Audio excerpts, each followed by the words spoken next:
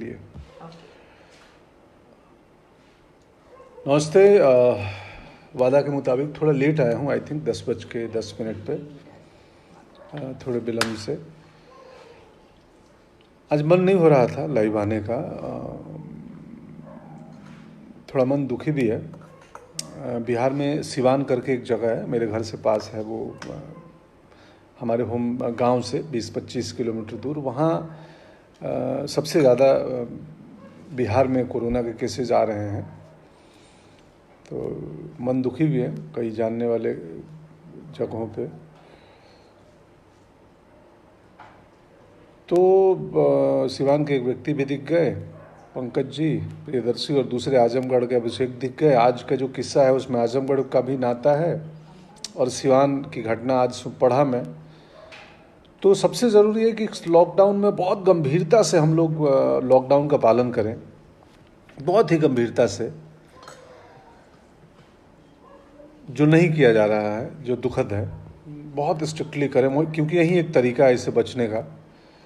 तो सिवान वाली घटना को सुन के मन थोड़ा ये था, फिर लगा नहीं अब करार है आने का, तो आता हूँ, थोड़ी छोटी सी कहानी सुना के जाऊँगा। और कहानी में आज 9 अप्रैल है और 9 अप्रैल, और आज एक व्यक्ति हैं जो आजमगढ़ में पैदा हुए थे, राहुल संकृत्यायन, उनका जन्म दिवस है। बहुत पहले गुजर गए, वो अभी के नहीं है, बहुत पुराने।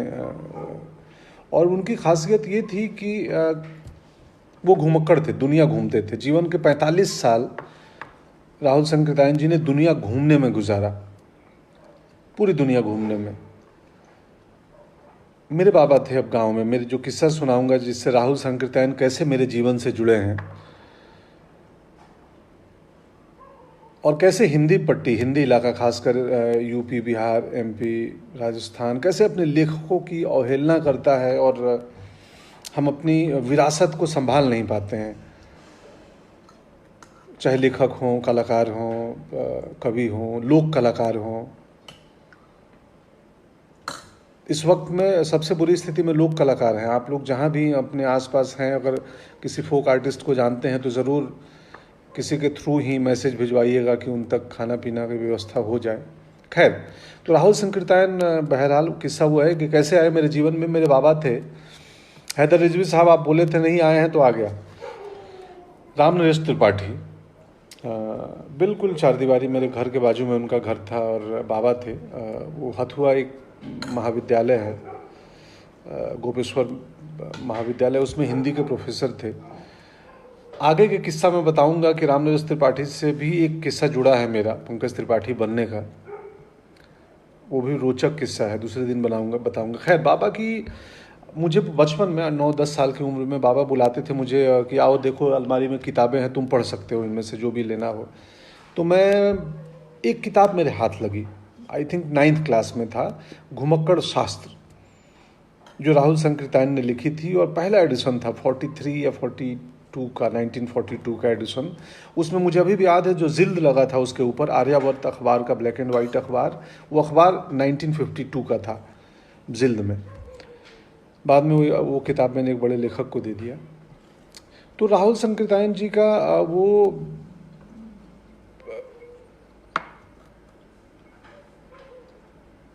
घुमक्कड़ शास्त्र पढ़ने के बाद मुझे बड़ा मज़ा आया पढ़ के, और पढ़ते हुए मुझे लगा मुझे दुनिया देखना है, दुनिया घूमना है। राहुल संकृत्यायन जी एक बात बोलते हैं कि आपको घुमक्कड़ी के लिए, घूमने के लिए चिंता मुक्त होना ज़रूरी है। चिंता मुक्त यानी टेंशन फ्री होना ज़रूरी है, और टेंशन फ्री होने के लिए आपको घूमना ज़रूरी है। तो अगर आप टेंशन फ्री हो तो आप घूमोगे, और आप घूमते हो तो टेंशन फ्री हो।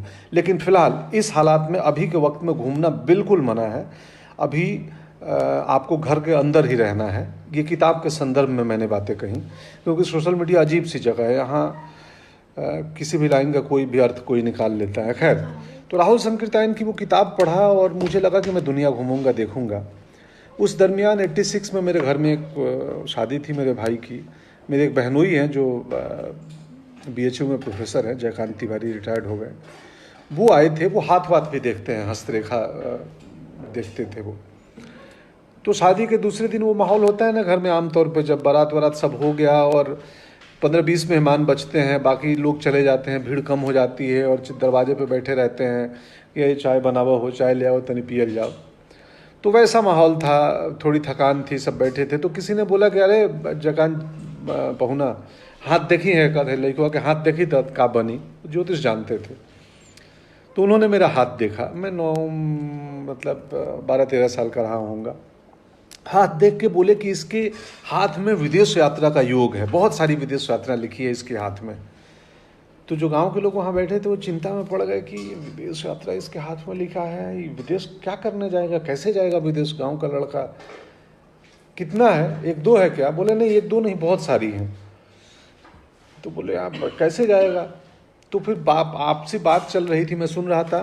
तो नेपाल मेरे घर से पास है, 50 किलोमीटर दूर। तो कईयों ने बोला कि हो सकता है नेपाल जाएगा, ये पास में है और बहुत सारी विदेश यात्रा है, तो नेपाल बार बार जाएगा क्योंकि नेपाल पास है और कोई काम करेगा तो उसको बार बार नेपाल आना जाना पड़ेगा। 40-50 किलोमीटर दूर, हमारे यहाँ लोग साइकिल से भी चले जाते हैं नेपाल। तो ये तय हुआ। फिर लगा कि नहीं, नेपाल नहीं, हो सकता है कहीं और जाए, कुछ और हो, क्योंकि बार बार एक ही कंट्री नहीं है, बहुत सारी कंट्री हैं दिख रही हैं। तो लोगों ने तय किया, जो वहाँ चाचा बाबा फूफा बैठे थे, कि यार हो सकता है कि एयर इंडिया में इसको टेक्निकल जॉब लगेगा, इंजीनियर बनेगा और एरोप्लेन का इंजीनियर बनेगा और एयर इंडिया में जॉब लगेगा और उसके थ्रू ये बाहर जाएगा बार बार, या उसमें क्रू मेंबर बनेगा, सर्विस करेगा हो सकता है, और उसके थ्रू ये बार बार दूसरे मुल्क में जाएगा। क्योंकि और कोई ऑप्शन थे नहीं गांव में कि यार बाहर कैसे जा सकता है गांव का बच्चा। तो ये 2-3, एक तो नेपाल पास में है और दूसरा एयर इंडिया की नौकरी। उसी वक्त सेम टाइम कलकत्ता में एक घटना घट रही थी। एक लड़की थी जिसका हाथ कोई वहाँ की एक महिला ज्योतिषी ने देखा, और हाथ देखते उस लड़की का बड़ा मन था दुनिया घूमने का। और उस लड़की को बोला कि तुम्हारे हाथ में घूमने की रेखा नहीं है, तुम बहुत ज़्यादा घूम नहीं पाओगी। रेखा उस लड़की की बड़ी बहन का नाम था। वैसे वो लड़की मृदुला है, मेरी पत्नी है। तो उनको बोला गया था कि आप घूमने की रेखा नहीं है, और उस लड़की की बड़ी चाहत थी दुनिया घूमने की। तो उसको लगा अरे नहीं है तो मैं तो जाऊंगी, कुछ तो होगा, मैं बना लूंगी। कुछ रेखा बदलते भी हैं, आगे बनते बिगड़ते भी हैं, यही था ना। यस, इनफैक्ट मैं भी ये हस्तरेखा में भरोसा नहीं करता, बट जिन्हें भरोसा करता हूँ, ऐसा नहीं कि उनका भी कदर करता हूँ। अपनी अपनी इच्छा है, चाहत है। तो शंभू भैया भी वहाँ बैठे थे। आई थिंक मेरी भतीजी देख रही है संवेदना, अभी अचानक उसका नाम दिखा, बंटी। तो पता नहीं जयकांत जीजा देख रहे हैं कि नहीं। BHU में सुंदरपुर में रहते हैं, बनारस। तो ये था कि कैसे जाएगा। कालांतर में किसी को नहीं मालूम था, गांव में, वहाँ रहने वाले लोगों में। और राहुल संकीर्तन की किताब पढ़ने के बाद मेरे घूमने के लिए अलग जग गई थी कि घूमना है मुझे, दुनिया देखनी है। मैं एक्टिंग में आया, उसके पीछे एक बड़ा एलिमेंट राहुल संकीर्तन की वो किताब। उन्होंने एक और किताब लिखी थी, गंगा से वोल्गा तक। अद्भुत व्यक्ति थे राहुल जी। और हम हिंदी इलाके का दुख, ये भी दुख था कि क्या आके राहुल जी की बात करूं। मुझे पता है राहुल संकीर्तन के बारे में आज का युवा पीढ़ी जो इंटरनेट इस्तेमाल करता है, जो सोशल मीडिया देखता है, वो शायद कम ही जानता होगा। हमें जानना चाहिए अपने धरोहर के बारे में। 45 साल वो घुमक्कड़ी किए। पटना म्यूजियम में आप जाएंगे, उनके लाई हुई बहुत सारी चीज़ें, 23 खच्चर पे तिब्बत से वो बहुत सारी पांडुलिपि और पेंटिंग्स लाद के लाए थे, जो पटना म्यूजियम में आज भी रखी हैं राहुल संकीर्तन जी की चीज़ें। गंगा से वोल्गा तक, वोल्गा मास्को में एक नदी है रूस में उस वक्त, तो वहाँ तक गए थे वो यात्रा करके। 45 साल जीवन में घूमे थे। वो पहले महंत थे, परसा एक मठिया है, मठ है, सनातन धर्म के महंत थे। उसके बाद आर्य समाजी हुए। उसके बाद वो बौद्ध हुए। बौद्ध होने के बाद कम्युनिस्ट हुए। और आज प्रेम जी एक बहुत सुंदर समीक्षक लेखक हैं पटना में, उनका पोस्ट पढ़ रहा था कि कम्युनिस्ट होने के बाद उनको कम्युनिस्ट पार्टी ने निकाल दिया, फिर वापस बुला लिया। तो एक आदमी अपने एक जीवन में इतनी सारी चीज़ें बदलता है। तो बदलना शाश्वत है, बदलते रहना चाहिए। बदलने का नाम है कि ज़िंदगी चल रही है, हम बदल रहे हैं। तो खैर, तो किस्सा यही था कि जिस लड़के के हाथ में घूमने की रेखा थी वो मैं हूँ, और मैं ऑलमोस्ट आधी दुनिया घूम चुका हूँ। आधा यूरोप, यूएस का बहुत बड़ा हिस्सा, एशिया लगभग पूरा। और आप जब घूमते हैं, जब किताबें पढ़ते हैं, तो आपका व्यक्तित्व कुछ बनता है। सो ये लॉकडाउन ख़त्म हो जाए, सब कुछ सामान्य हो जाए, अभी फ़िलहाल पढ़ें, घूमने का बिल्कुल न सोचें, अभी फ़िलहाल पढ़ें, राहुल संकीर्तायन के बारे में पढ़ें हो सके तो, जो लोग आज मुझे सुन रहे हैं।